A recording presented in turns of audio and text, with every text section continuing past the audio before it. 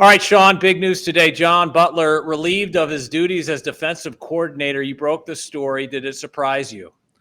Yes and no. I mean, I think the way the season ended, though, especially the way the defense played the last 2 weeks against Penn State and Iowa, two offenses, quite frankly, Andy, that really weren't lighting the world on fire.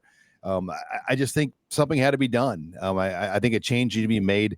Things just never really felt like they had a solid footing with this defensive unit. There was a lot of personnel they lost from a year ago, but even then, you just didn't see the improvement and the progression that you wanted to see, particularly up front on the defensive front seven. Devil's advocate, they say, well, why are you getting rid of the guy? Because the guy led the second best pass defense in the country. What's your response to that? I think when you look at Nebraska's passing defense, it's a little misleading. They were so poor against the run. Nebraska allowed a lot of explosive big home run plays. That was the backbreaker. I mean, look at the USC game. The Trojans had 10 runs of 10-plus yards alone in that game, and that was the difference. That's why they won in Lincoln. It had nothing to do with passing. They gave up passing because they knew they could run the ball, and I think that was the story between mobile quarterbacks and then teams finding the home run runs.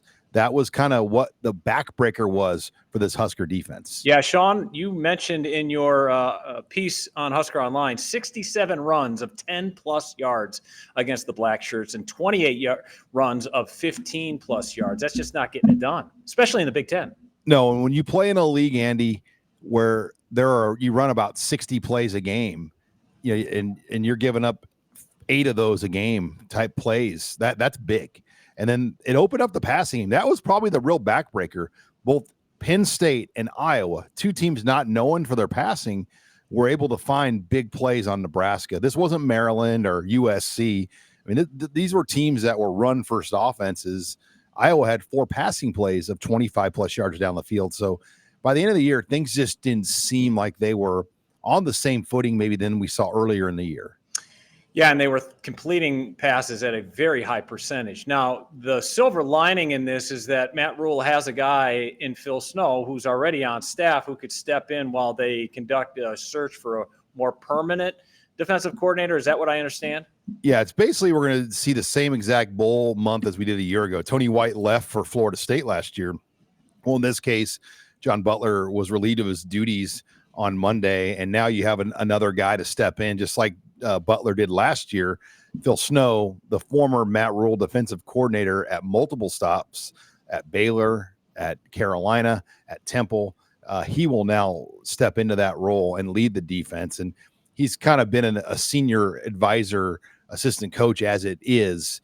So this won't be a big change, but I think now moving forward, I think the bigger question is, will we see a philosophy change out of the 3-3-5, or will Matt Rhule remain a 3-3-5 base defense coach? Well, that also gives you a competitive advantage. Whoever you play in the bowl game, they're not going to know what you're doing when you kick off, no matter where you're bowling.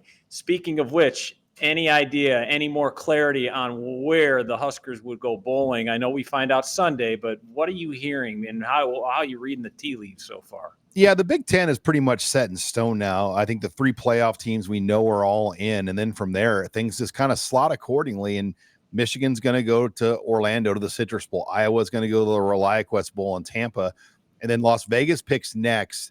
And Nebraska is the team they're looking at right now. I think Nebraska to Las Vegas is the likely scenario, probably against Utah. We've heard that from multiple different sources.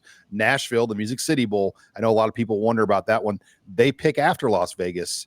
And Las Vegas wants Nebraska. So if they want Nebraska, they will take the Huskers even over an 8-win Illinois or an 8-win Minnesota. Well, we'll find out officially on Sunday, but that Las Vegas Bowl is a 2:30 Central Time start on December 31st. But again, we'll find out on Sunday. Sean, thanks for joining us. Thanks, Andy.